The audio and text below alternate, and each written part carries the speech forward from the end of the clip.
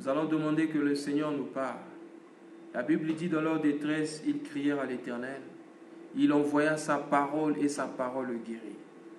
Bien-aimé, tu vas demander que la parole de ce soir te concerne toi, que le Seigneur te parle, que le Seigneur nous montre encore sa volonté, que le Seigneur nous révèle sa pensée. Prions également pour le serviteur qui va nous prêcher ce soir. Prions le Seigneur. Éternel Dieu Tout-Puissant, c'est toi qui es notre Père. Tu parles très fort et ta parole est puissante. Ce soir, nous avons nos yeux tournés vers toi et nous te prions de nous parler, Seigneur. Parle à nos cœurs, parle à nos vies, Seigneur. Révèle-nous, Seigneur, le secret de ton cœur. Révèle-nous, Seigneur, le secret de ton cœur. Et parle à chacun de nous, Seigneur, que ta parole qui sera libérée ce soir produise des fruits dignes de repentance. Que ta parole qui sera libérée ce soir délivre, Seigneur. Que ta parole qui sera libérée ce soir guérisse les cœurs brisés. Que ta parole qui sera libérée ce soir libère des esprits mauvais. Au nom de Jésus-Christ, oigne ton serviteur. Utilise-le puissamment ce soir. Au nom de Jésus-Christ. Merci de déverser sur nous ta pluie, ta bénédiction, Seigneur. La bénédiction de ta parole. Merci. Au nom de Jésus-Christ.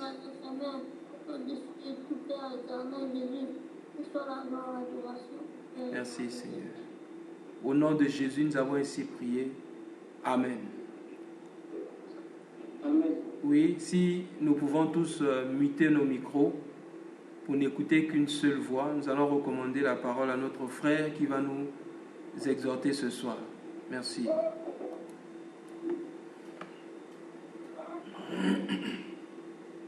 Gloire au Seigneur, Dieu dans les cieux, et que sa paix se répande dans nos cœurs. Dieu est merveilleux, il est glorieux. Il est digne que nous puissions bien tomber devant sa face, face contre terre, prosterner devant l'éternel Dieu, le Tout-Puissant qui est au-dessus de tout, qui est avant tout et par-dessus tout. Il est le seul devant qui il n'y a pas d'hier, de demain, il n'y a pas d'aujourd'hui. Il est le seul devant qui tout ce qui est vrai devient faux. Il est le seul devant qui tout ce qui est parfait devient parfait à cause de celui qu'il est. Sa perfection traumatise toute autre perfection. Bien-aimé, Dieu est celui qui est. Et on peut faire des études, on pourra tout faire. On ne pourra jamais atteindre celui qu'il est. Béni soit son infinité et sa grandeur. Béni soit celui qu'il est réel. Gloire lui soit rendue à l'éternité. Bien-aimés, nous voulons continuer avec ce qu'on a commencé hier. Nous avions introduit le thème par rapport à la langue hier. En parlant de la sanctification dans le corps, on a entamé le thème sur la langue. Et parlant sur la langue hier, nous avons expliqué l'importance de la langue et combien la langue est fatale et cruciale par rapport à la vie d'un chrétien. Nous avons expliqué comment la langue seule suffisait à amener, à anéantir toutes les bonnes œuvres d'un homme et le condamner. Nous avions aussi parlé de la portée de la langue. Nous avons expliqué que la langue est la fontaine de la source à laquelle nous sommes attachés. Donc aujourd'hui, nous voulons continuer avec ce même thème sur la langue et nous voulons parler de la langue en tant qu'un feu et aussi la langue, le monde de l'iniquité.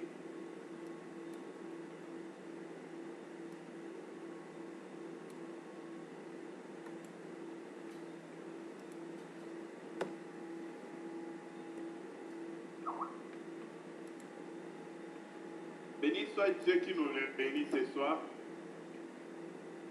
Bien-aimé, le but pour lequel Dieu nous parle tout le temps, c'est pour que sa parole apporte la lumière dans nos cœurs, que cette lumière-là expose les ténèbres de notre cœur, afin que, étant exposé, que nous puissions rentrer auprès de Dieu pour accuser ces ténèbres-là, les pointer devant Dieu.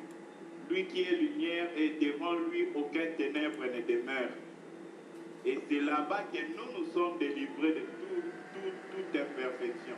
C'est auprès de lui. La délivrance appartient à l'Éternel. Le salut appartient à l'Éternel. C'est en lui, c'est auprès de lui que nous trouvons réellement la victoire, la délivrance de toutes ces choses. Voilà pourquoi, chers bien-aimés, il est important à chaque fois que nous écoutons le Seigneur, que nous puissions regarder nos vies, que nous puissions chercher les changements dans nous. Parce que Dieu ne parle pas pour lui. Dieu ne parle pas pour augmenter. Dieu parle pour l'amour qu'il a pour l'homme. Voilà pourquoi il dit, pour l'amour de Sion, je ne me tairai point. Donc c'est par amour qu'il parle pour ceux à qui il parle, pour leur bien, afin que ceux-là deviennent semblables à lui.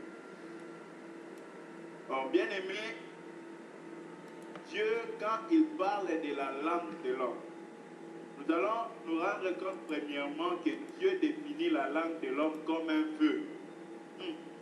Ensuite, il définit la langue de l'homme comme un monde. C'est merveilleux. Il présente la langue comme un feu. Tournons avec moi dans Jacques, le chapitre 3. Jacques 3, prenons à partir du 5e verset au 6e verset. Si un bien-aimé a trouvé, il peut lire. Jacques 3, 5 à 6. Lisons la parole au nom du Seigneur dans Jacques chapitre 3, 5 à 6. De même, la langue est un membre, la langue est un petit membre, et elle se vend de grandes choses. Voici comme un petit feu peut embraser une grande forêt. La langue aussi est un feu, c'est le monde de l'iniquité. La langue est placée parmi nos membres, souillant tout le corps et enflammant le cours de la vie, étant elle-même enflammée par la guérine. Amen. Amen. Bien-aimés dans les Seigneurs, lorsque Dieu présente la langue, il nous parle d'abord des conséquences d'un feu. Il dit un tout petit feu allumé avec l'allumette, c'est-à-dire un feu en termes de volume, on peut dire de quelques centimètres cubes, même pas un centimètre cube. Un petit feu pareil peut consumer toute une grande forêt. Maintenant, il dit, la langue, c'est aussi comme ce feu-là petit, mais qui consume tout un monde. Il dit, voyez comme un petit feu peut embraser une grande forêt. Verset 5, verset 6. La langue aussi est un feu. C'est le monde de l'iniquité. Quand il parle sur la langue, il dit que la langue, c'est le monde. Il ne dit pas c'est le continent, c'est le pays, mais il dit c'est le monde. Or, quand on parle du monde, c'est-à-dire celui qui contient tout ce qui est à l'image de notre vie bien-aimée. Tout ce qu'on voit est dans le monde aujourd'hui. Maintenant, quand on parle de la langue, on définit la langue comme le monde de l'iniquité. Donc, l'iniquité, les iniquités habitent dans la langue. C'est comme ça qu'il faut que l'homme voie la langue. Donc, quand nous parlons de la langue bien-aimée, réalise que ce n'est pas une petite chose, c'est tout un monde. Mais quel monde? Monde de l'iniquité. Vous allez vous rendre compte pourquoi au verset 7 il parle de la langue que l'homme n'arrive pas à dompter. Il dit l'homme parvient à dominer, à assujettir les animaux, mais la langue que Dieu lui a donnée, l'homme n'arrive pas à les dompter. La langue est indomptable. Bien-aimés dans les liens, réalisons que la langue de l'homme peut être embrasée par un feu et elle-même embraser tout le corps de l'homme. C'est ce qu'on nous dit ici. Il dit la langue aussi est un feu. Verset 6. C'est le monde de l'iniquité. La langue est placée parmi nos membres, souillant tout le corps, enflammant le cours de la vie, étant elle-même enflammée par la guerre. Quand il parle de la langue, il précise. Il dit la langue elle-même étant déjà enflammée par la guerre, c'est-à-dire le feu de l'enfer, la langue elle-même maintenant peut enflammer et consumer tout le corps du feu de la guerre qui habite sur elle. Or, bien aimé, quand on parle de la langue, on réalise que la langue en soi n'est pas mauvaise. Commençons par là. Dieu a créé la langue. Dieu a vu que la langue était bonne quand il a créé l'homme. J'espère qu'on est d'accord jusqu'à là. Mais maintenant, le problème qui ruine la langue, c'est quoi? C'est le feu. Il dit que la langue elle-même étant enflammée. Ah, c'est là qu'il faut comprendre. Donc, la langue, elle est enflammée. Or, pour qu'une flamme puisse enflammer quelque chose ou brûler quelque chose, la flamme là ou le feu là doit venir se poser sur la chose, doit résider sur la chose. C'est-à-dire, la langue de l'homme étant habitée par un feu de la guerre, cette langue-là devient en elle-même un feu. Vous voyez, quand on brûle un papier, on allume d'abord une allumette ou un briquet, je ne sais pas quoi. On vient poser le feu du briquet sur le papier. Mais le papier lui-même devient un autre feu. C'est ici qu'on explique ça. Donc, quand la langue reçoit le feu de la guerre, la langue devient un feu qui continue à brûler pour consumer tout le corps de l'homme. Aujourd'hui, bien aimés, nous voulons apporter la lumière sur la langue en tant que le monde de l'iniquité, afin que chacun de nous s'examine et qu'il voie quand est-ce que l'iniquité, le monde de l'iniquité est passé par sa langue. Quand est-ce qu'il peut détecter que l'iniquité a traversé sa langue? Est-ce lorsqu'on dit seulement un mensonge? Est-ce seulement lorsqu'on parle d'un faux témoignage à propos d'une autre personne? La langue, le monde de l'iniquité, enflammant tout le corps de l'homme. Hier, on a expliqué comment la langue pouvait amener tout le corps de l'homme en enfer, condamner toutes les bonnes œuvres de l'homme et les ramener en enfer. Bien-aimés dans le Seigneur, la langue est un outil très dangereux pour lequel nous devons nous méfier. Alors, il dit la langue étant enflammée. Or, le mot enflammé, en d'autres termes, revient à dire que la langue était habitée, premièrement, ou encore poussée, ou encore animée par le feu de l'enfer. Donc, c'est habité d'abord avant que la langue commence à injecter l'enfer qui le pousse. Le feu de l'enfer vient habiter sur la langue, le feu de la guerre. Ensuite, ce feu-là fait brûler la langue elle-même. Elle se conforme à la langue. Elle fait de la langue maintenant sa demeure. Ensuite, par la langue, elle se met à animer la langue pour que la langue puisse accomplir les œuvres de l'enfer, annoncer les œuvres de l'enfer. Or, bien aimé, si quelqu'un pouvait dans une vision réaliser ce qu'il y a dans l'enfer, quels sont les mots qui sortent des langues des hommes dans l'enfer, bien aimé, ce sont toutes les paroles qui viennent de l'enfer qu'il va entendre. Et qu'est-ce qu'il va entendre? Il va premièrement entendre, bien aimé, des paroles d'arrogance, d'orgueil, des paroles sans amour, pleines de haine.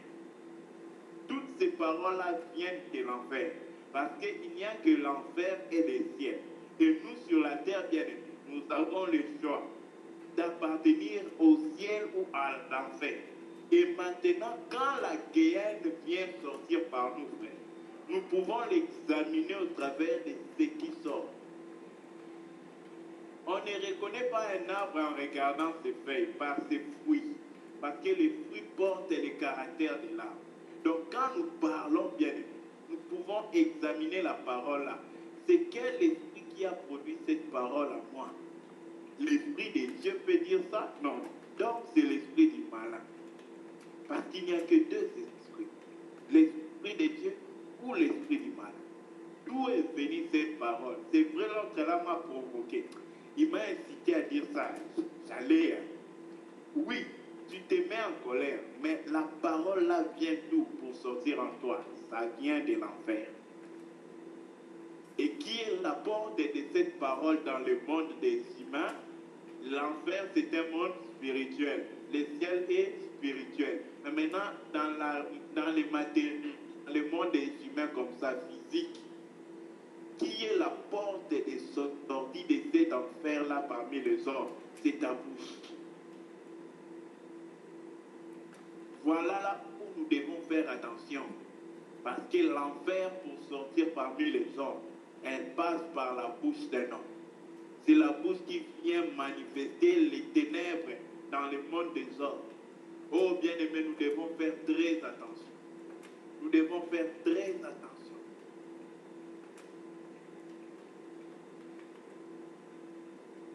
Voilà pourquoi hier, si on doit le répéter, on a dit, bien-aimés, que même si vous pouvez qu'on patiente une année à examiner ce qu'on veut dire, avant de le dire, si cela suffisait, c'est un point. On va y revenir avec les versets pour expliquer cela le troisième jour, quand on va finir. Mais bien aimés dans le Seigneur, je vous en conjure, il faut faire très attention avec la langue. Parce que nous pouvons sembler bénir Dieu ici, mais bien aimés, avec une langue pleine d'enfer. Et vous savez ce que Dieu dit? Il dit que cette offrande est une abomination à ses narines. Donc on n'apporte pas une offrande comme ça.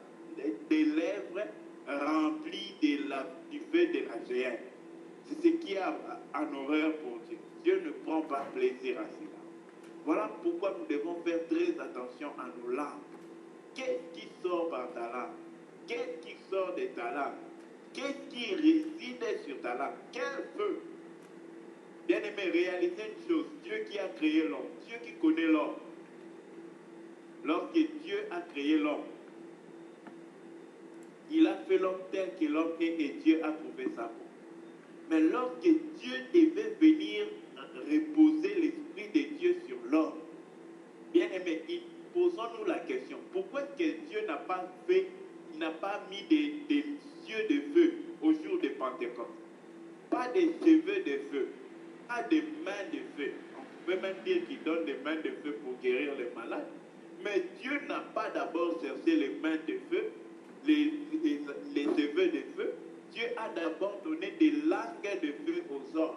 Pourquoi? Bien-aimé, pendant que le feu du Saint-Esprit que Dieu a posé sur la langue de ces hommes, c'était l'essentiel de tout ce que Dieu pouvait donner en ce jour-là. Parce que les gens confondent parler en langue avec les langues de feu. Bien-aimé, langue de feu, c'est-à-dire que l'homme a une langue contrôlée par le Saint-Esprit. Le feu du Saint-Esprit, voilà pourquoi on est en train de dire que c'est lui qui parle par le feu de la géhenne, c'est-à-dire la géhenne habite sur sa langue. La géhenne contrôle sa langue. Ensuite, anime sa langue. Ensuite, enflamme sa langue et enflamme tout le corps par sa langue. Bien-aimé, lorsqu'il fallait dompter quelque chose dans le corps de l'homme, la première partie que Dieu a choisie, c'était la langue. Afin que le feu de Dieu, qui le Saint-Esprit, puisse contrôler la langue de l'homme. Voilà par où Dieu a commencé. Parce que c'était la partie la plus indomptable et l'auteur du corps de l'homme connaît ce qui était nécessaire par rapport à l'homme. Or, bien, avant de chercher même à parler en langue des anges et des hommes, il nous convient d'abord de chercher à avoir la langue de feu, c'est-à-dire la langue conduite, animée par le Saint-Esprit. Afin que le monde de l'iniquité ne soit pas notre langue. Afin que le feu de la géhenne ne soit pas notre langue. Mais par contre, bien aimé, que notre langue soit une source de bénédiction, un canal par lequel Dieu se manifeste dans le monde des humains. Et cela encore est un choix de l'homme.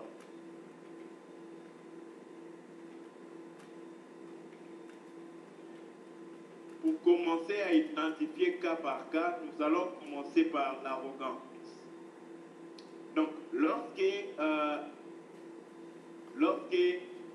la géhenne habite la langue d'un homme, qu'est-ce que la géhenne manifeste par sa langue? Elle manifeste, une des choses que la géhenne manifeste, c'est l'arrogance. Tournons un peu dans Daniel 7, le verset 8. Si un bien-aimé avec nous peut nous aider. Daniel 7, verset 8.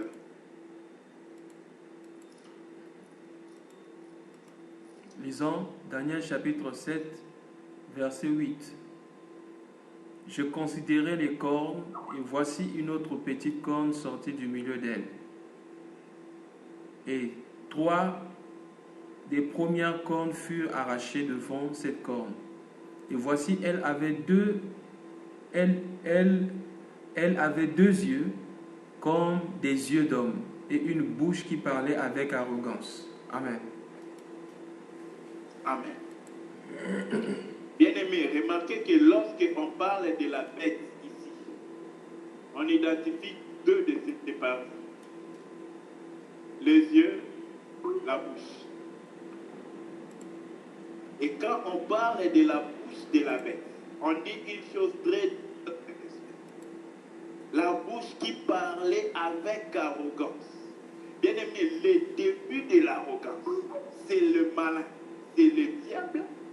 Voilà pourquoi vous allez voir dans Ézéchiel 28, il dit, j'élèverai mon trône. J'élèverai mon trône au-dessus de tous les fils de Dieu. Et je placerai mon trône au même niveau que Dieu. Oh bien-aimé, qu'est-ce qui était en lui? C'était l'arrogance. Voilà pourquoi même quand nous parlons, nous devons faire très attention. Bien-aimé, même quand nous annonçons des choses dont nous sommes sûrs, nous devons faire très attention. Est-ce que nous les annonçons avec arrogance? Toute forme d'arrogance, qu'on applique cela dans notre, que ce soit qu'on parle avec zèle ou quoi. Mais si nous avons une goutte d'arrogance dans notre cœur, bien-aimé dans le Seigneur, sachant que cela a pour source le malin. Celui qui manifeste cela est malin. C'est le malin lui-même. Voilà pourquoi nous, en tant qu'enfants de Dieu, bien-aimés, on doit haïr et faire disparaître toute forme d'arrogance. Toute couleur d'arrogance.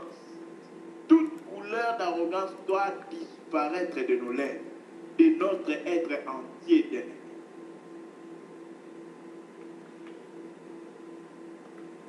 Or, quand on parle de la bête, on identifie sa bouche à l'arrogance. Or, bien aimé, quand il s'agit de la bouche d'un homme et que l'on parle par arrogance,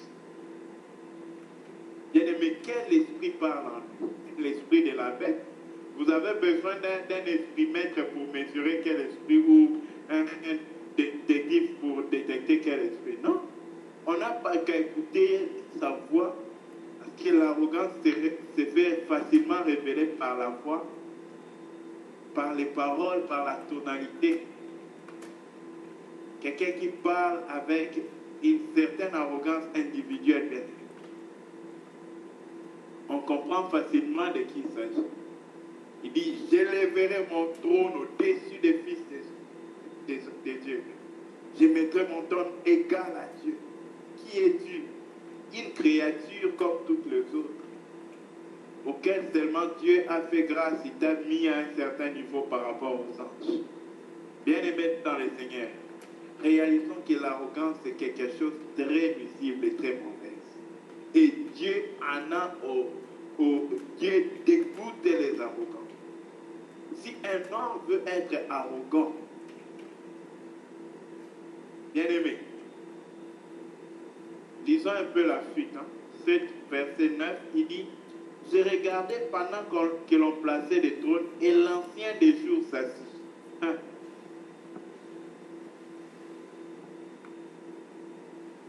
Son trône était comme des flammes de feu. J'ai sauté quelques détails. L'ancien des jours s'assit, son vêtement était blanc comme la neige, ses cheveux de sa tête étaient comme de la laine pure, son trône était comme des flammes de feu, et les roues comme le feu ardent.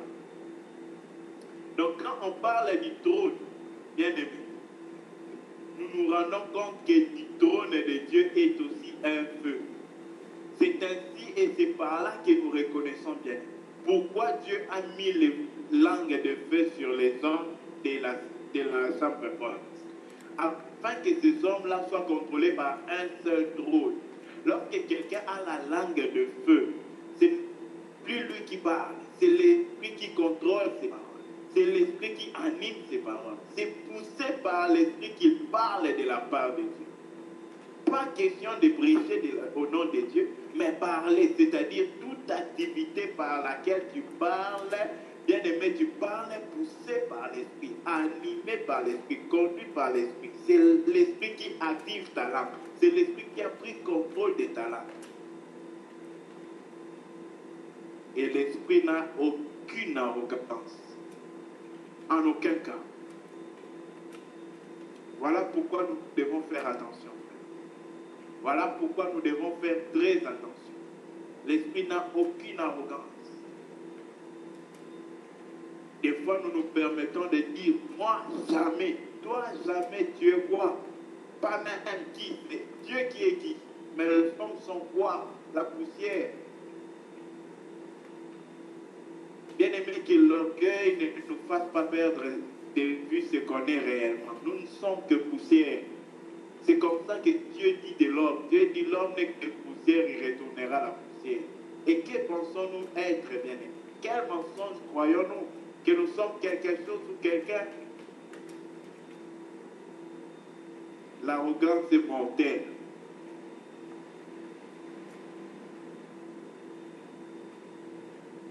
Bien aimé, autre parole qui sort étroitement de l'enfer, c'est l'orgueil. Il faut faire très attention de l'orgueil. L'orgueil, ce n'est pas seulement pour les péchés. Il y a aussi de l'orgueil spirituel. Quand je commence à me sentir que je suis suffisamment juste, je suis quand même quelque chose par rapport à ça. Bien aimé, qu'est-ce qui pouvait faire que ces pharisiens viennent devant Dieu et disent, ah, je te rends grâce. Pas parce que tu m'as fait miséricorde et tu as eu pitié de moi, tu m'as sauvé ou quoi. Non. Mais je te rends grâce. En plus, il rend grâce à Dieu. Bien aimé, même une bonne prière peut être pleine d'orgueil. Rendre grâce à Dieu, c'est une si bonne chose. Hein? C'est une très très bonne chose. Mais rendre grâce à Dieu avec quel motif? Parce que tu regardes un autre en bas. Bien aimé, un regard dédaigneux. Une intention dédaigneuse. Bien aimé, minimisant les autres. C'est là où tu meurs. Bien aimé, c'est là où ces pharisiens est rentré condamné chez lui. Malgré qu'il avait fait plus de bonnes œuvres, plus de bonnes pratiques que l'autre qui était pécheur. Mais parce qu'il avait l'orgueil. Dieu, il est bon, il est amour. Mais aussi Dieu, il est infiniment juste. Dans toute sa justice, Dieu ne résiste qu'à deux personnes. À l'orgueil, bien. Quand quelqu'un est orgueilleux, il dit à Dieu de lui résister. Prenons un peu Jacques, le chapitre 4.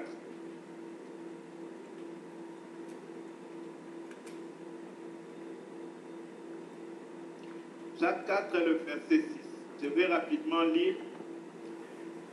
Il accorde au contraire une grâce plus excellente. C'est pourquoi l'Écriture dit, Dieu résiste aux orgueilleux, mais il fait grâce aux saints. Dieu accorde la grâce aux saints. Mais aux orgueilleux, qu'est-ce que Dieu fait? Dieu leur résiste. C'est-à-dire, si j'agis par orgueil, jamais Dieu à me résister, Dieu à m'opposer, à se tenir contre moi. Bien aimé, le chemin pour l'élévation, c'est l'abaissement. C'est être humilié, c'est se diminuer, aller auprès de Dieu étant rien. Et se tenir auprès des hommes étant rien. Bien aimé, il y a un secret dans l'être rien. Pas être rien pour vos hommes qu'on n'est rien. Non, là c'est encore un autre orgueil. Parce qu'on veut montrer aux hommes une valeur qu'on appelle être rien. Non, non. être rien devant ses propres yeux. Constamment devant dans ta tête, tu sais que tu n'es rien. Bien aimé, ça devient facile, même quand quelqu'un t'insulte, parce que tu sais pourquoi on réagit quand quelqu'un nous diminue? Parce qu'on sait qu'on est quelque chose. Je vous assure, c'est ça la seule chose. Parce qu'on sait qu'on est quelque chose. Donc, elle m'a dit ça. Pourquoi elle t'a dit? Bien aimé, quand tu n'es rien, je vais vous dire où j'ai compris ça. Ce n'est pas une prédication. C'est un enfant de la rue, un bégayeur en Inde qui m'a appris ça. Bien aimé, j'ai parqué ma moto mal.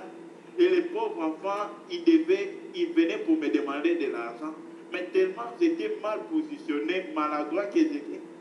Bien aimé, l'enfant, c'est moi qui devais lui demander pardon. Mais parce qu'il sait que par rapport à moi, il n'est rien, l'enfant lui-même a fui. Au lieu que moi, je lui demande pardon, il m'a demandé pardon comme s'il allait. Pourquoi? Il sait qu'il n'est rien. Il est dans la raison, moi je suis dans le tort, mais il s'excuse. Parce qu'il sait devant moi, regardant ce que je suis, regardant ce qu'il est, il ne se sent rien. Bien aimé, qu'est-ce qui fasse qu'on réagisse? Les garçons là, que Dieu les bénisse là où il est. Parce que jusqu'aujourd'hui, ce que j'ai tiré comme leçon dans son geste, ça reste dans ma vie. Bien aimé, lui, il a compris qu'il était rien. Il s'est éclipsé et s'est excusé.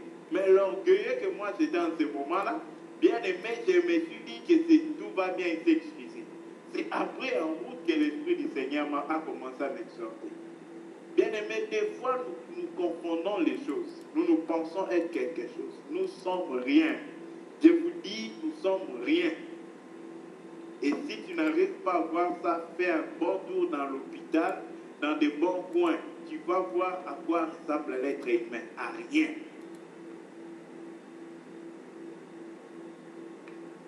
L'effort, c'est quoi? Qu'on est quelque chose. Et on bat la poitrine pour ce que nous parlons de mémoire, pour ce que nous pensons être. Devant la poussière, l'homme ne présente pas ce qu'il est. Devant la poussière, l'homme ne peut même pas battre sa poitrine. Devant ce géant-là qui est la mort, l'homme ne peut même pas dire son nom. L'homme ne peut même pas soulever son doigt et dire quelque chose. Faisons très attention. Donc, une autre chose qui jaillit de l'enfer, c'est la haine. L'enfer, c'est un lieu dépourvu d'amour, parce que l'amour, c'est l'être de Dieu, c'est la nature de Dieu. Et l'enfer, c'est le lieu où Dieu n'est pas. Ah oui.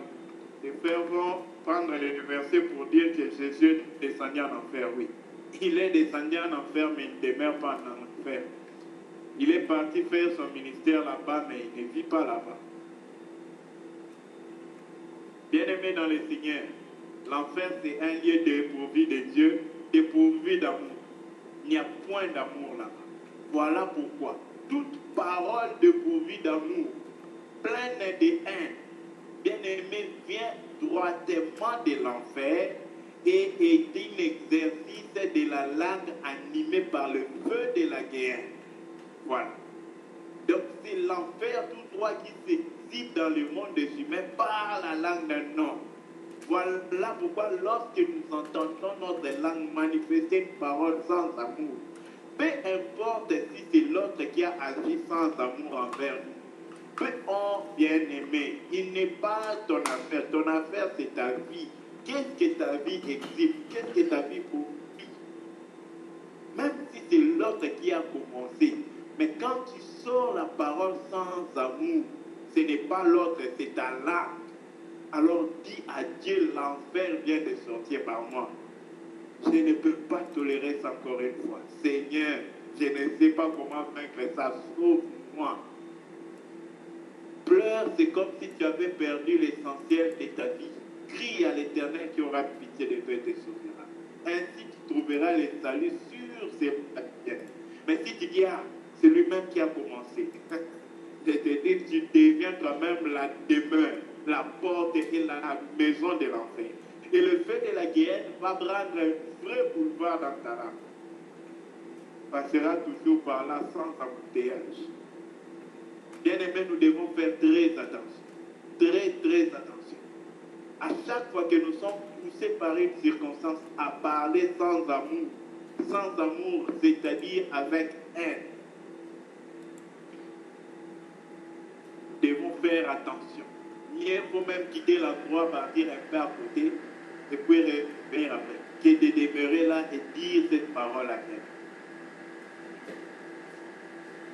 Vous savez, je rends grâce à Dieu parce que avant j'étais un homme vraiment souvent animé par la colère.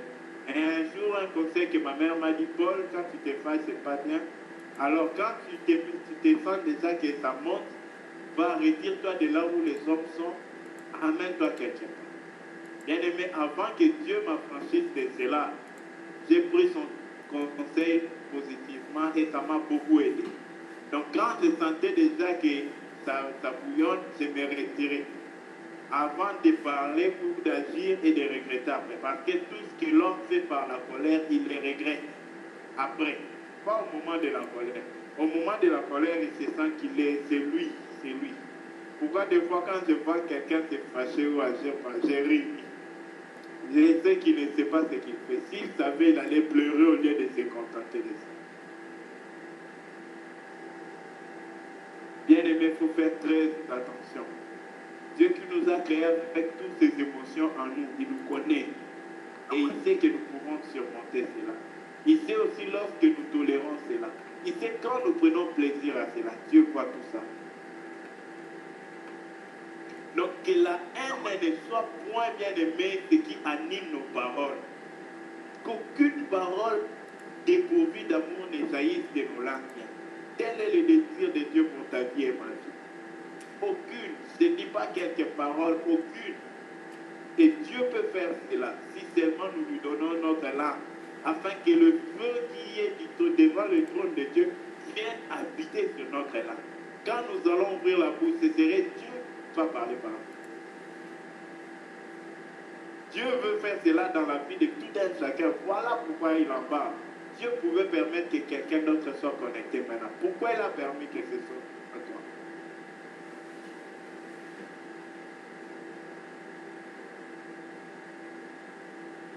Prenons Proverbe 10, 18 et puis Proverbe 26, 26.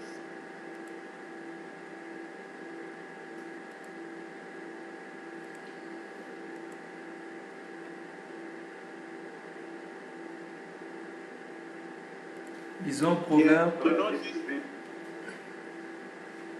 Oui, Proverbe 10, 18 uniquement, faute de temps. Celui qui diminue sa haine s'adresse aux deux, il ne pas encore. Amen. Proverbe 10, 18, il dit, celui qui dissimule la haine a des lèvres menteuses, et celui qui répand la calomnie est un insensé. Bien aimé, voyons comment la haine change l'homme des sages en insensé et transforme ses lèvres en des lèvres menteuses.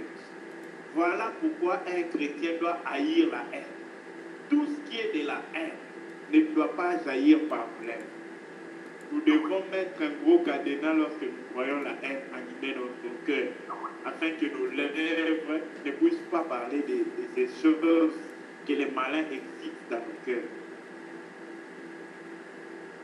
Une autre parole qui sort de l'enfer froidement bien. Ce sont des paroles de jugement. Premièrement, ce sont des faux témoignages. Prenons Proverbe 12, le verset 17.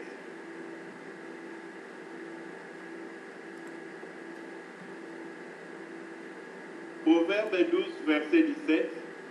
Celui qui dit la vérité proclame la justice. Et le faux témoin, lui, il proclame la tromperie. Ah, le faux témoin. Bien-aimé, une autre chose très dangereuse, c'est de porter faux témoignages sur quelqu'un. Béni soit Dieu pour ce que notre sœur Solina nous a dit hier. Il dit, c'est très dangereux de dire quelque chose sur quelqu'un. Demain, tu peux te rendre compte que ce n'était pas vrai, ce n'était pas vraiment comme tu l'as dit.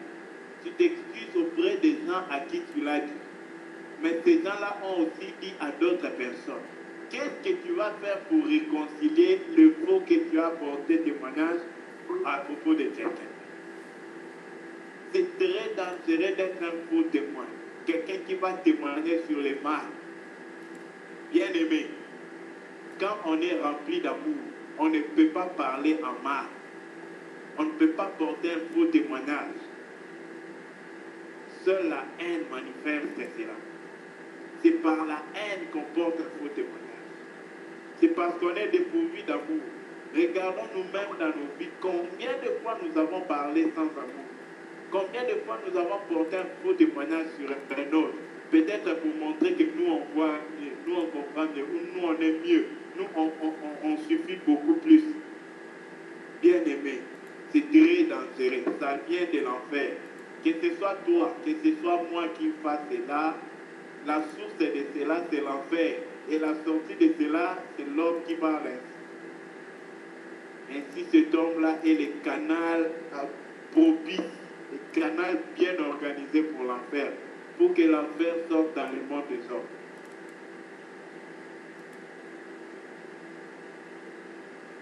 Bien-aimés dans le Seigneur, nous devons faire attention.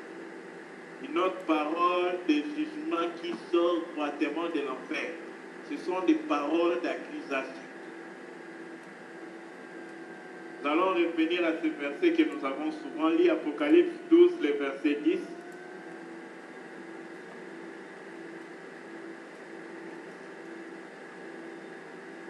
Apocalypse 12, verset 10. Et j'entendis dans le ciel une voix forte qui disait, maintenant le salut est arrivé, ainsi que la puissance, le règne de notre Dieu et l'autorité de son Christ. Car il a précipité l'accusateur de nos frères, celui qui les accusait devant Dieu jour et nuit. Oh, bien-aimés, au temps des hommes, l'accusateur de nos frères œuvrait déjà. Bien-aimé, il a dit des Job, il dit, je pense que Job t'aime d'une manière délibérée. Il t'aime parce que tu l'as béni, tu lui as fait du bien. Il partait accuser Job sans même que, bien-aimé, qu'il y ait. Voilà pourquoi dans ta vie, bien-aimé, on a parlé de ça, on ne va pas trop insister sur ça. À chaque fois que tu sens que il y a quelque chose qui t'amène à accuser un autre, bien-aimé, si tu dois fuir de cet endroit-là, si il faut mettre la tête en bas pour prier, mets la tête en bas. L'esprit d'accusation ne vient que du malin. Ne vient que du malin, et c'est le malin qui accuse. Ici on dit clairement, l'accusateur de nos frères, c'est lui qui les accusait devant notre Dieu, jour et nuit. Et comment il accuse devant Dieu? Aujourd'hui, il se sert des corps des hommes comme toi et moi, qui au lieu d'intercéder, prennent le temps d'accuser. Ah, qu'est-ce qui habite en eux? Bien, c'est l'esprit du malin, l'accusateur. Comme il est esprit, il ne peut pas parler dans la bouche des comme un humain, il n'a pas un corps, il n'a pas de bouche. Il doit emprunter une bouche. Maintenant, il va utiliser quelle bouche? Il prend la bouche d'un homme pour accuser bien. Pour accuser. Voilà pourquoi il faut faire attention, bien, pour porter des accusations sur les hommes. Il faut faire attention lorsque quelqu'un vient accuser un autre auprès de toi. Ah, je bénis Dieu pour la femme de Pilate. Elle a dit à Pilate, fais très attention, car cet homme, j'ai été tourmenté dans un sens toute la nuit à cause de lui, parce que c'est injuste. Bien aimé, pendant que ces Juifs venaient accuser Jésus auprès de Pilate, Pilate a lavé ses mains. Même un incrédule comme Pilate, qui n'a pas cru en Jésus. Bien aimé dans le Seigneur. Faisons très attention. Très, très attention. Il y a autre chose encore qui sort du malin. Ce sont des paroles de calomnie. Revenons encore. J'ai fait de mon mieux pour présenter à chaque fois que ces choses sont les œuvres du malin. Quand on parle de l'accusation, nous avons lu comment c'est lui le père des accusations et c'est lui qui accuse. Mais il a besoin d'une bouche, il passe par la bouche d'un homme. Donc un serviteur fidèle du malin par lequel le malin accuse le sang. Alors pleurons si c'est nous, son serviteur bien. Parole de calomnie. Apocalypse 2:9. Voyons ce qui est dit ici. Il dit, je connais ton affliction et ta pauvreté, bien que tu sois riche. Ah. Bien aimé, quand il parle de l'Odyssée, il dit, tu te dis riche, mais tu es pauvre. Mais quand il parle de Smyrne, il dit, je connais ta pauvreté, bien que tu sois riche. Ah. Et les calomnies de la part de ceux qui se disent juifs et qui ne le sont pas, mais qui en réalité sont une synagogue de Satan. Ah, on nous parle des calomniateurs. Ces calomniateurs-là sont quoi? Une synagogue de Satan. Bien aimé, ce n'est pas moi qui dis ça, c'est la Bible. C'est pour nous dire la gravité de ces choses. Quand moi je calomnie, bien aimé, la Bible dit que je suis quoi? Synagogue de Satan.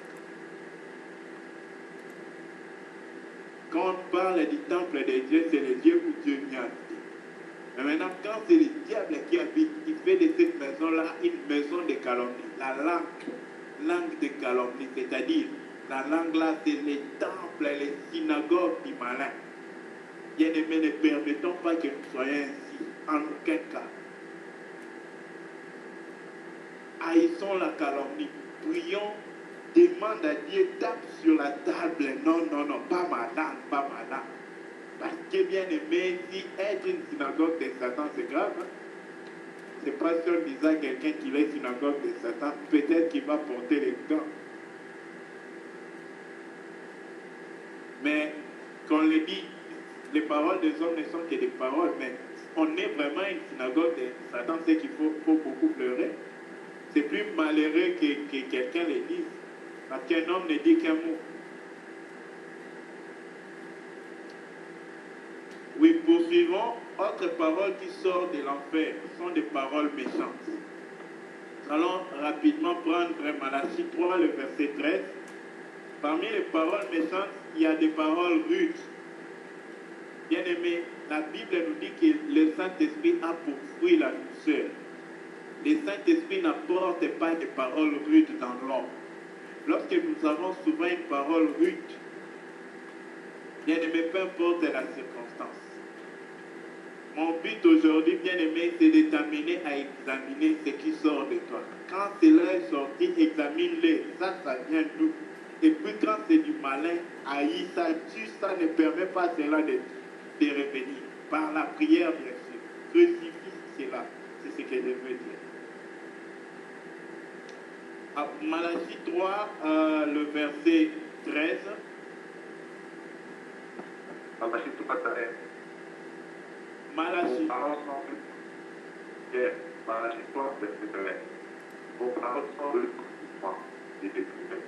Et vous dites, parole nous écoute. Béni soit Dieu. Il nous dit, vos paroles sont rudes. Donc, les paroles d'un homme sont dures contre Dieu. Et de même qu'on a des paroles dures contre Dieu bien-aimé, on a aussi des mêmes paroles dures contre les hommes. Tu prononces à ton frère une parole qui, quand ça arrive chez lui comme ça, c'est comme si une gilette a déchiré son cœur. C'est comme quelque chose qui lui vole toute la paix qu'il a. C'est comme quelque chose qui déchire toute la joie qui est en lui. Ça le met un peu dans un moment de pause. Il est brisé par ta parole. Bien aimé, cette parole-là ne vient pas de Dieu. Ça vient d'où? De la guerre, du monde de l'iniquité qui est la langue, enflammée par le feu de la guerre et émanant la guerre. Voilà. Les paroles dures. Prenons encore Proverbe, le chapitre 15, le verset 1. Proverbe 15, verset 1, je vais lire. Une réponse douce calme la fureur, mais une parole dure excite la colère. On nous dit ici qu'une parole dure, qu'est-ce que ça fait? Ça produit la colère, ça manifeste la colère. Voilà pourquoi des fois tu vois que l'autre est déjà, il est emporté dans son cœur, bien aimé, au lieu de réagir. Pourquoi ne pas fermer la bouche? Pourquoi ne pas se taire et même pendant à ses yeux pour éviter que la parole rude ou dure sorte de là? Il y a les disputes et querelles, il y a les paroles de malédiction. Et ça, c'est le pire de tous. Nous avons lu l'autre fois que celui qui dit à son frère Raka, c'est-à-dire soit maudit, celui-là, il est digne d'aller au Sanhédrin, c'est-à-dire au jugement. Prenons Psaume 10, le verset 7.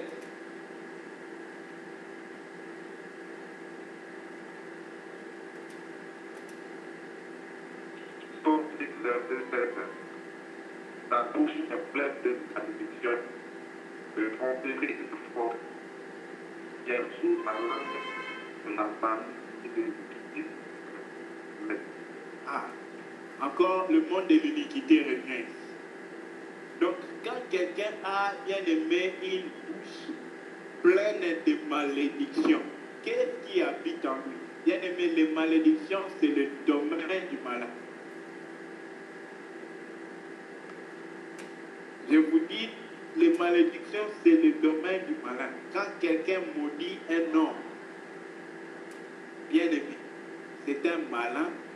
Il est habité par les malins, animé par les malins, utilisé par les malins, lui-même étant fidèle serviteur du malin. Je précise bien fidèle, parce qu'il n'a pas manqué au rendez-vous de l'activité du malin.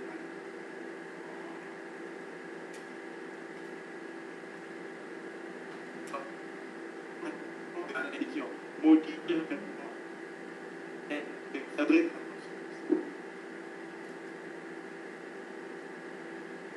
il y a ne peut pas finir ce qui reste dans ces temps. Dans les il y a Proverbe 31, 19. Si un bien-aimé a trouvé peut nous aider dans la lecture.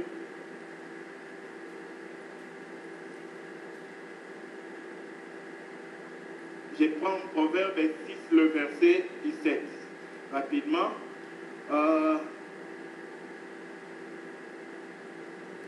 Les yeux hauteurs, la langue menteuse, les mains qui répandent les sangs innocents. Voici les choses dont l'Éternel en a, que l'Éternel est. Ce que l'Éternel haït, c'est 6 choses. Hein? Les yeux hautains, la langue menteuse.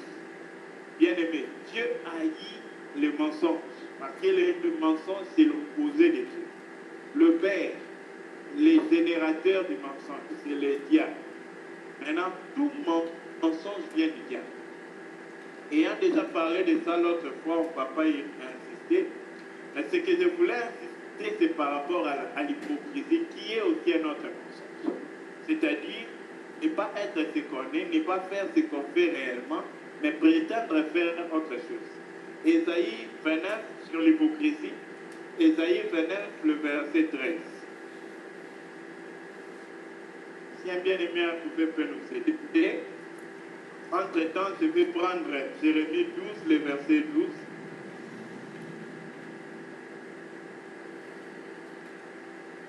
Je t'ai dit dans le verset 13. Le Seigneur dit, Oui. entre toute la force de moi, au nom de la bouche et de lèvres, son cœur est éloigné de moi. La crainte n'est pas de moi. Mais que plus de tradition humaine. Amen. Amen. Alors, bien aimé, nous nous rendons compte de quelque chose. Les gens là, c'est pas qu'ils n'honorent pas Dieu, ils honorent Dieu avec leurs lèvres. Mais la réalité de l'homme, c'est le cœur. Dieu regarde au cœur de l'homme. Mais quand Dieu regarde à ce que lui, il voit souvent, Dieu ne voit pas les lèvres. Les lèvres ici sont physiques. Dieu est spirituel. Voilà pourquoi Dieu habite dans les cœurs. Mais quand Dieu regarde l'homme, il voit le cœur, il entend le cœur. Mais Dieu entend le cœur, bien aimé, il trouve que le cœur est loin de l'homme. Mais la bouche dit, Seigneur, je suis proche de toi, je t'aime de tout mon cœur. Tu es le premier dans ma vie. Mais le cœur dit, tu es le dernier. Maintenant, Dieu qui écoute le cœur, il voit que la bouche lui dit un mensonge. Bien-aimés, nous devons haïr toute forme d'hypocrisie, pas seulement par rapport à Dieu, même par rapport aux hommes. C'est très mauvais d'être hypocrite, même envers les hommes.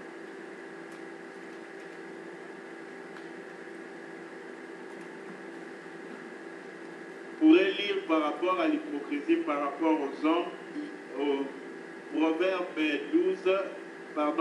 12, 19 à 22. Il dit, les lèvres véridiques est affermie pour toujours, mais la langue fausse ne subsiste qu'un instant. La tromperie est dans le cœur de ceux qui méditent le mal. Donc si nous voulons être bien aimés loin de l'hypocrisie, nous devons demander à Dieu de faire de nous une réalité. Voilà pourquoi Dieu aimait beaucoup David, parce que David a dit, oh Dieu, mets la réalité au-dedans de moi. Prenons ça, je pense que c'est un verset très important. Psaume 51, le verset...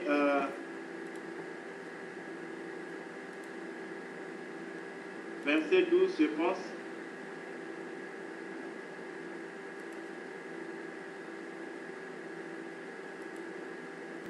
Non, pardon, le verset qui dit la vérité, met la vérité au-dedans de moi. Verset 8, verset 8.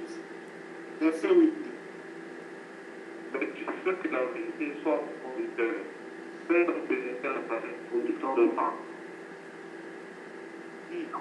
Il dit, c'est que Dieu veut, c'est que la vérité soit au-dedans du cœur. Voilà pourquoi lorsque nous sommes hypocrites devant les hommes, devant nous-mêmes bien-aimés, c'est à Dieu que nous sommes désagréables. Alors, ayant parlé de l'hypocrisie bien-aimée, quand même on sourit à un homme, bien-aimé, si on n'est pas en souriant, ne sourions pas. Si on n'est pas, ne sourions pas une duplicité. Dans le cœur, tu es en colère avec quelqu'un, mais les lèvres peuvent se sourire avec. Toute duplicité est du malin. Toute duplicité, c'est l'hypocrisie. Être deux, Dieu un et Dieu un autre en même temps. Bien aimé.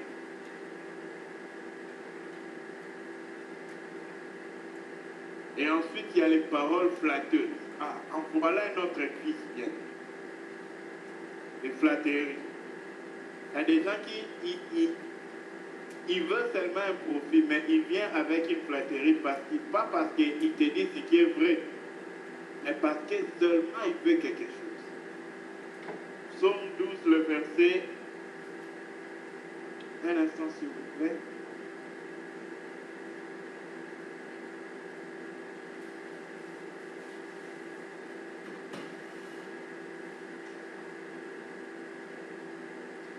Je vais retrouver rapidement ce verset. Je pense que je n'ai pas bien noté cela.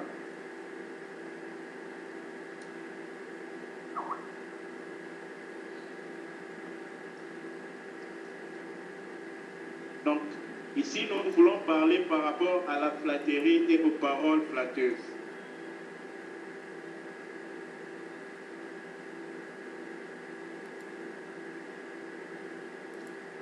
Prenons Proverbe 12, verset 18.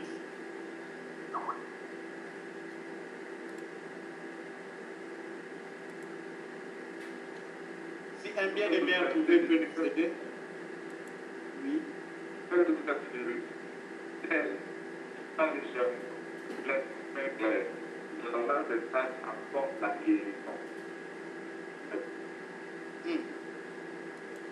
Quand il parle ici, il dit, celui-là, il a la langue douce, les lèvres légères. Donc il parle légèrement. Mais en réalité, ses paroles sont comme une glaive, c'est-à-dire une épée qui coupe. C'est ce que nous devons éviter. Tu viens près de quelqu'un avec des tu vois, tu t'es fait comme si tu étais un ange. Mais en réalité, un ange de ténèbres est déguisé pour détruire. Voilà pourquoi, bien-aimé, ne te fie pas au rire des hommes. Cherche à plaire Dieu et crois à Dieu. Je ne dis pas que tu dois douter de ton frère parce que l'amour croit de tout. Mais en même temps, je vous en supplie, ne mets pas ta confiance à l'homme, pas en toi-même, ni en ton frère, ni en son sourire. Mets ta confiance en Dieu. Parce que les jours où tu te confieras à un homme, ça va produire les regrets en toi. Mais si tu te confies en Dieu, lorsque même un homme viendra avec une parole flatteuse, l'Esprit de Dieu va te faire discerner ce qu'il est réellement, ce qu'il veut réellement et tout ce qu'il pense réellement. Voilà pourquoi il faut se confier en Dieu devant tout homme, face à toutes circonstances. Et c'est Dieu qui va t'aider à discerner à son temps. Oui, poussons pour finir. Des paroles impures. Ah, voilà un autre domaine encore de l'enfer. Bien-aimé, toute parole impure, parole impudique, comme l'a dit notre bien-aimé sur notre foi. Toute parole dépourvue de pudeur, c'est-à-dire une parole qui n'est pas agréable, bien-aimé. Toute parole pareille vient du malin. Il n'y a pas de débat là-dessus, il n'y a pas à peu près, non. Toute parole impure vient du malin. Ainsi, nous devons nous dépouiller, nous débarrasser de toute forme de paroles impures. Parmi les paroles impures, nous allons d'abord voir qu'on a déjà lu ça l'autre fois, Ésaïe 6,5, Ésaïe dit qu'il est un homme aux lèvres impures. Ah, ça c'est quelque chose de dangereux. C'est-à-dire, ses lèvres bien-aimées fait sortir de l'impur. Il est parmi les hommes impurs, les hommes aux lèvres impures. Autre forme de parole impure, parole perverse. Prenons Proverbe 8, le verset 13. Si un bien-aimé a trouvé, va lire, sinon je vais lire. Proverbe 8, verset 13. La quête de l'éternel c'est la haine. Alors quand tu l'orgueil, en fait du mal, et la bouche perverse, en fait du Dieu, je t'aime. Ah, la bouche perverse. Bien-aimé, lorsque Dieu nous a donné une bouche, c'est pour éviter toute parole perverse. Tout ce qui est de la perversité, bien-aimé, ça vient de l'enfer. Et ainsi, nous devons sanctifier notre lèvre de toute forme de parole perverse. Peut-être tu es là, peut-être, bien-aimé, c'est moi, c'est toi. Mais regardons, si c'est quelqu'un, que la personne s'examine et qui prie, qui cherche à se débarrasser de ça. Si même il y a quelqu'un à qui tu prends toujours plaisir à parler des paroles perverses, débarrasse-toi pour un moment de lui jusqu'à ce que tu deviennes fort dans cela et reviens vers lui pour l'aider lui aussi à sortir de ça. Mais d'abord, tire une distance. Tire une distance. Dis-lui une salutation, bonjour, et puis après, ne cherche pas de l'homme causerie inutile pour aller dire une parole perverse. Évite le mal. Évite le mal. Aime ton frère, aime la personne, mais n'entraîne pas une longue conversation au point de devenir perverse encore.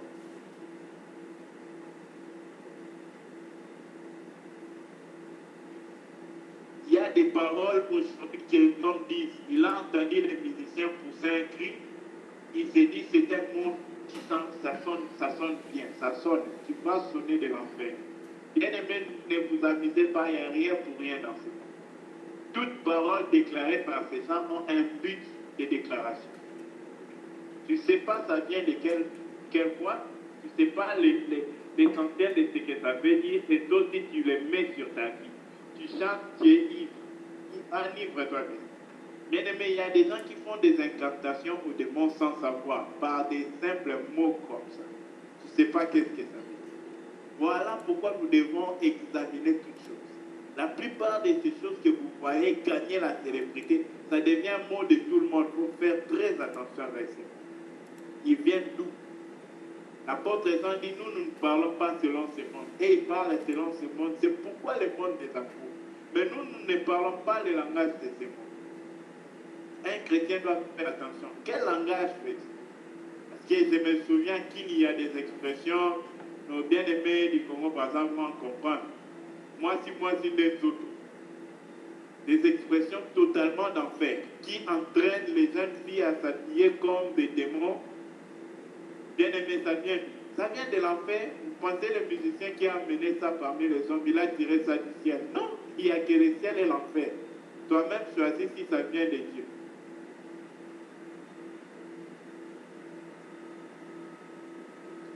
Et enfin, il y a les paroles irréfléchies. Proverbe 12, le verset 23, on va prendre ça et on va parler aussi, toucher un peu la femme de Job. Lorsque la femme de Job est venue auprès de Job, la femme de Job va lui dire, pourquoi est-ce que tu demeures fidèle à Dieu? Maudis-les et meurs. Job a dit à sa femme, toi aussi tu parles comme une femme irréfléchie. Ah, bien aimé, même quand la femme de Job a touché Dieu de Job, Job ne l'a pas maudit. Mais Job a dit, tu parles comme une femme insensée. Bien aimé dans le Seigneur, nous devons faire très attention. Très attention. Toute parole irréfléchie, insensée, ça vient du malin. Comment est-ce que ça sort? D'abord, avant, le mot amuser. Muser, le sens du mot, l'étymologie du mot muser veut dire penser. Maintenant, quand on parle d'amuser, c'est-à-dire ne pas penser. Voilà pourquoi vous voyez à music. Muse, c'est penser. Donc, le vrai sens de amuser là, ça veut dire ne pas penser. Il faut faire attention avec certains amusements parce qu'ils ne sont pas purs et n'entraînent pas la pureté. C'est amusant, oui, c'est amusant. Mais est-ce que ça plaît à Dieu? Dieu n'est pas pour l'amusement. Dieu est lui-même la source de tout humour. Dieu est, par exemple, le bien-aimé Isaac qui Dieu a créé les singes pour toi. Tu n'as qu'à regarder un singe, tu vas rien pas de. Mais c'est Dieu qui l'a créé. D'où est-ce que Dieu a fait les singes comme ça si Dieu lui-même n'avait pas ce sens de. Mais bien aimé, bien que Dieu aime la joie, le rire, mais quel rire? Un rire pieux et non un rire fié. C'est ça le problème. Mais nous avons largement débordé. Il y a les paroles inutiles et les paroles idiomatiques.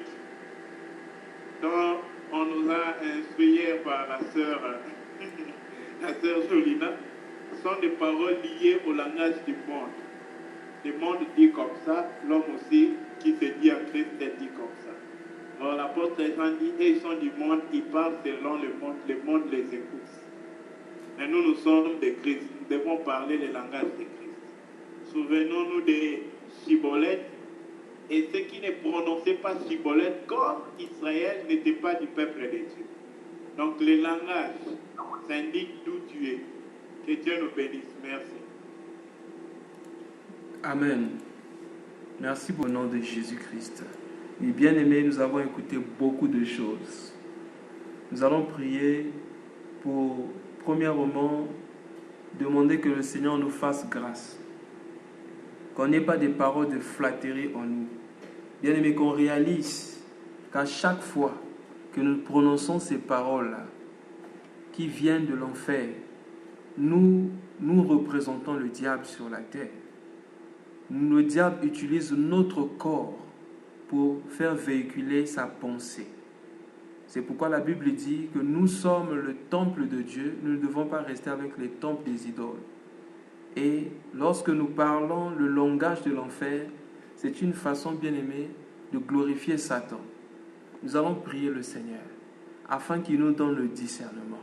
À chaque fois qu'une parole veut sortir de notre bouche, qu'on discerne si ça vient de Dieu ou ça vient du malin. Prions le Seigneur bien-aimé. Père, plusieurs sortes de paroles qui viennent de l'enfer.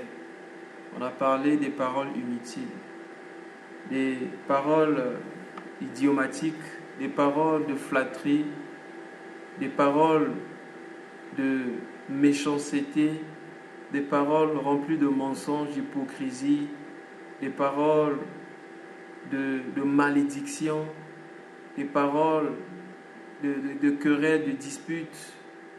En tout cas, bien aimé, par rapport à toutes ces paroles, nous allons prier le Seigneur, que le Père nous aide. Si nous voyons encore ces choses en nous, que le Père nous libère de toutes ces paroles-là. Prions le Seigneur. notre Père et notre Dieu.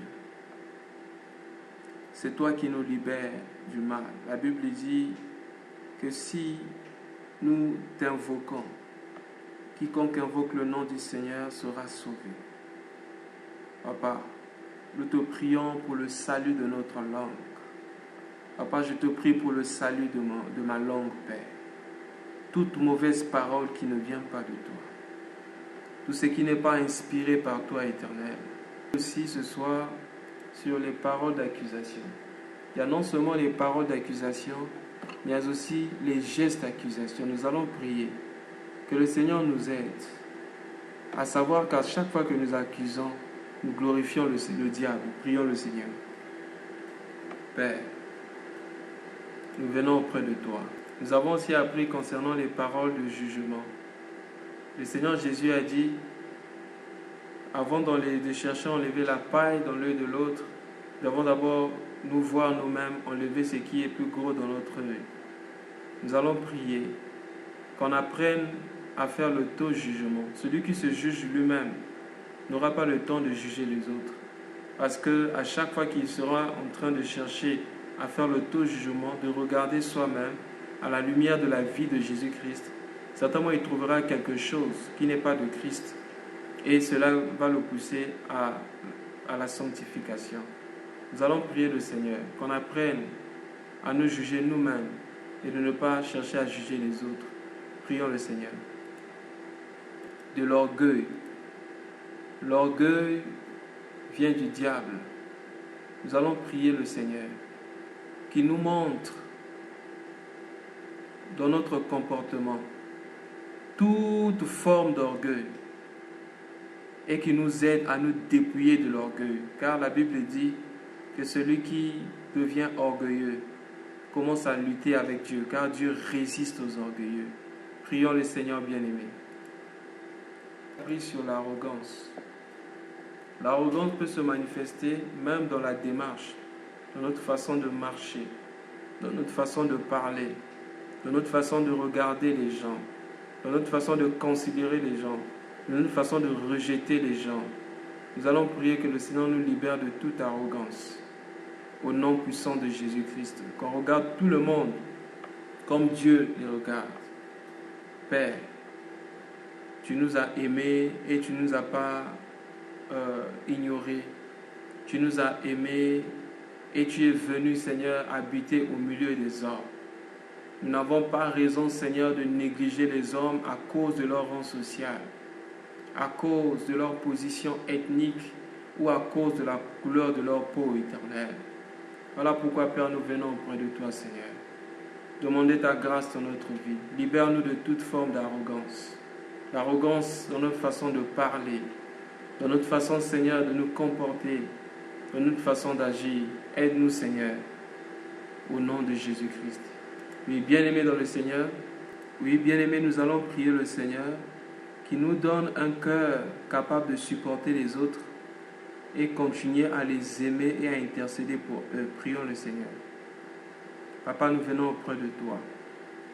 Ta parole déclare dans Romains chapitre 5 que tu répands ton amour dans nos cœurs par le Saint-Esprit. Père, nous venons auprès de toi. Demandons le même amour. La Bible dit que tu es assis, Seigneur, à la droite de Dieu pour intercéder pour nous. Bien que, Père, nous soyons faibles. S'il y a un ajout, s'il vous plaît, n'hésitez pas d'apporter votre contribution. Cela sera une bénédiction pour nous. Donc la parole est donnée à tout le monde. Il y a une question?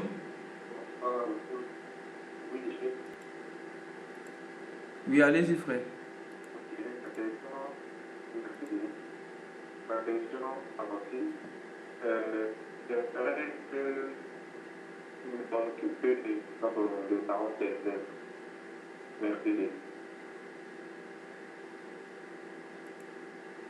Apporter ma part de contribution à la réponse. Donc,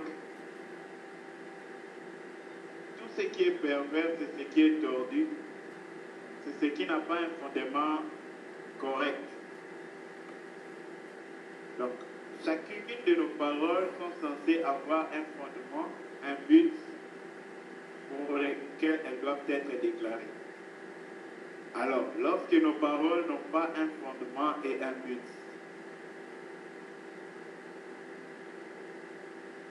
quand je parle de but, c'est que la parole vient pour accomplir et qu'elle n'a pas de fondement, c'est-à-dire elle n'est pas fondée sur Christ.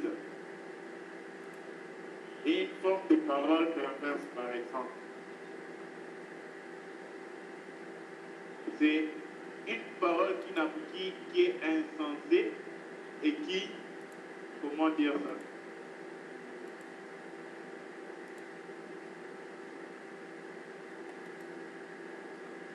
qui ne pense qu'à ce qui n'est pas droit, ce qui est détourné. Oui, une parole, bon, le frère Félix, une parole séductrice. Donc une parole déviée, quoi, qui ne demeure pas dans la droiture, qui ne cherche pas ce qui est correct. C'est ça une parole perverse. Par exemple, quand quelqu'un, dans tout ce qui vient dans sa tête, un obsédé par exemple, tout ce qui sort de sa bouche, ou la majorité de ce qui sort de sa bouche, c'est lié à l'obsession dont lui il est, de la chose qui l'obsède, qui le retient et qui l'anime. Celui-là, il s'attache à l'obsession-là, le contient, le retient et agit par lui. Voilà pourquoi les choses qui sont tordues, les paroles qui sont tordues, dépourvues de sens, viennent par lui. Ce sont là les paroles perverties que lui, il exhibe. Et ces paroles-là sortent du fait que lui-même, il n'est pas droit, son cœur n'est pas droit et sa bouche non plus ne peut pas être droite. Bon, c'est le peu que j'ai pu ajouter là-dessus.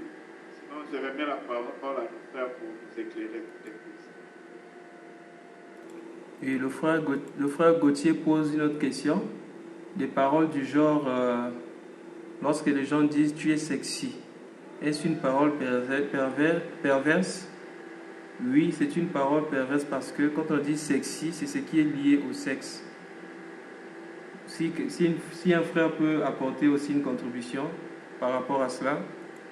Je viens d'abord à la question du frère Gauthier. Voilà dans Philippiens comment l'apôtre Paul explique le monde. Philippiens 2,15. Il dit: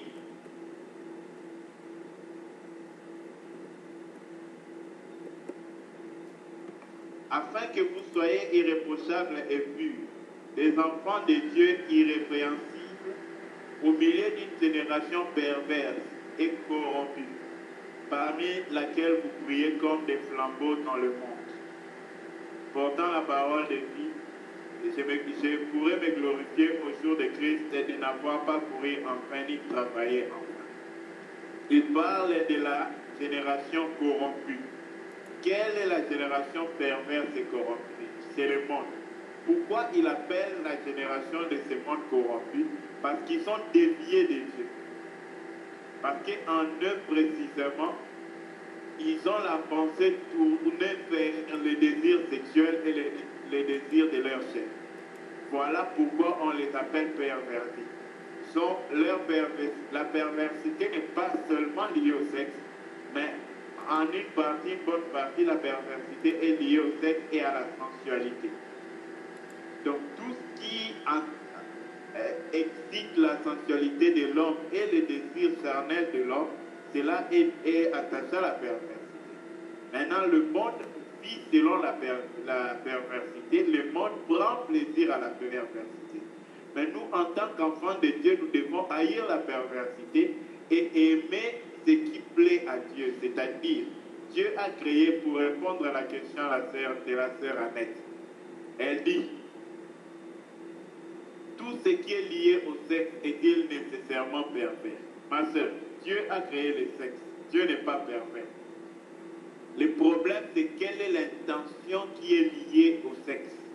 Ah, qu'est-ce qui tourne autour du sexe? Dieu a créé le sexe, il a vu que cela était bon. Mais Dieu a vu aussi que cela était bon d'être utilisé dans les mariages, excepté pour autres besoins du corps comme pisser par exemple. Mais quand tu te sers de quand quelqu'un fait du sexe, un sujet par exemple d'idolâtrie, il incline sa pensée vers le sexe. Il fait du sexe quelque chose de son imagination au point de vénérer le sexe ou de créer des émotions à lui-même liées au sexe. C'est la perversité. C'est la perversité. Il dévie la fonction normale du sexe, la pensée de Dieu sur le sexe, le but pour lequel Dieu a créé le sexe. Dieu a créé le sexe, il a vu que c'était bon. Le sexe est bon pour Dieu et ça doit être bon pour tout enfant de Dieu. Mais dans quelle manière en faire utiliser ça, c'est ça le problème. Et quelle manière on incline notre pensée, on dirige notre pensée vers le sexe, c'est ça aussi le problème. Si c'est dans la sanctification, dans la crainte de Dieu, dans la sainteté, le sexe n'a rien de pervers. Mais si c'est dans la sensualité, dans les désirs de la chair, c'est pervers et c'est du malin. Voilà. Merci. Pardonnez-moi de prendre longtemps la parole.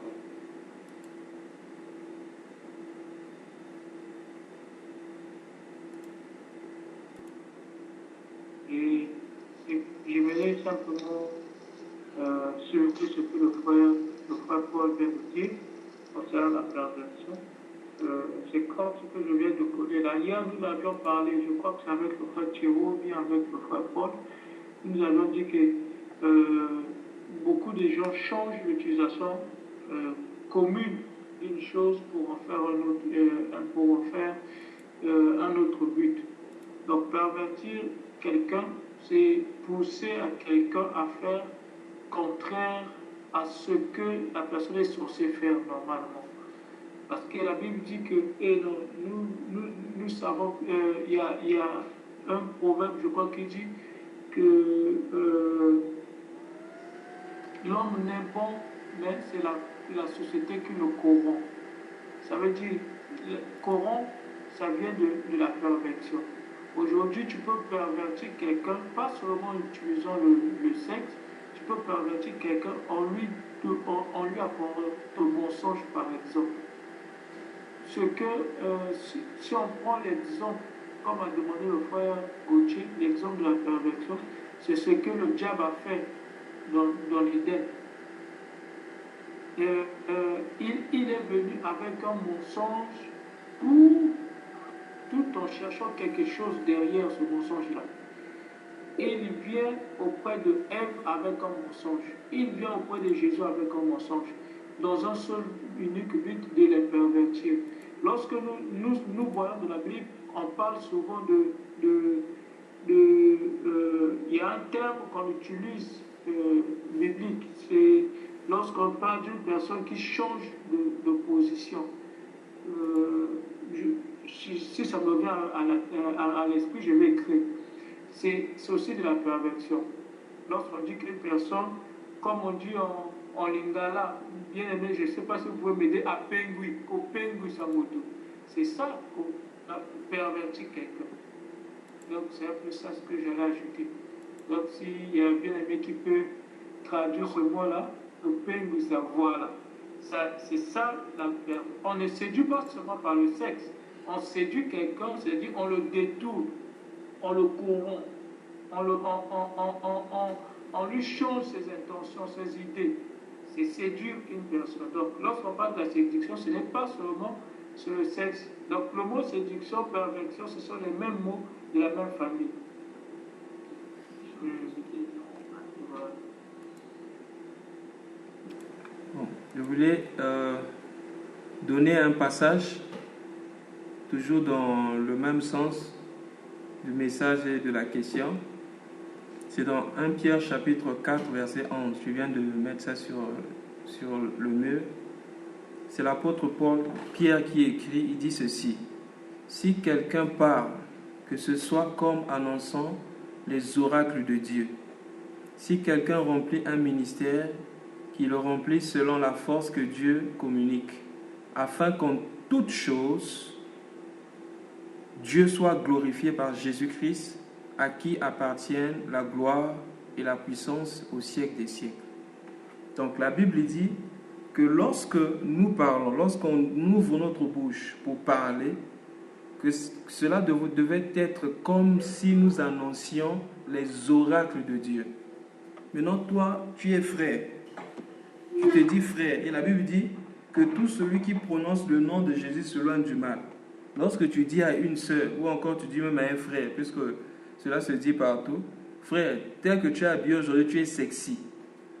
Penses-tu annoncer les oracles de Dieu ou c'est l'antichambre de l'enfer que tu es en train d'emmener sur la terre? C'est pourquoi, bien aimés, nous devons faire très attention aux choses que nous disons. Nous devons garder cette pensée dans notre tête lorsque nous disons quelque chose. Parce que la Bible dit ici, donc, tout ce que nous disons, nous devons le faire pourquoi? Pourquoi? Pour que Dieu soit glorifié.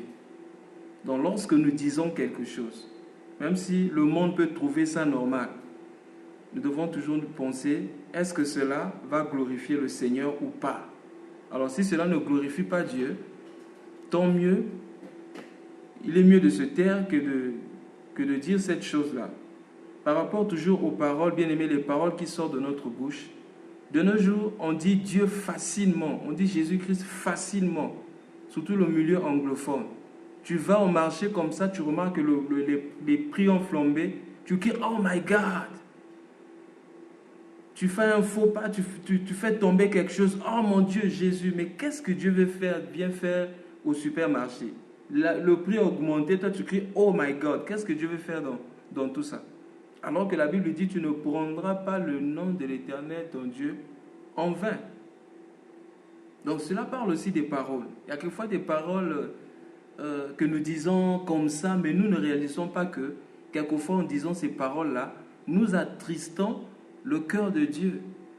On nous a parlé de l'hypocrisie, les paroles mensongères, surtout les paroles mensongères. Le monde nous a appris à mentir. Et nous mentons facilement, nous croyons que c'est de la blague.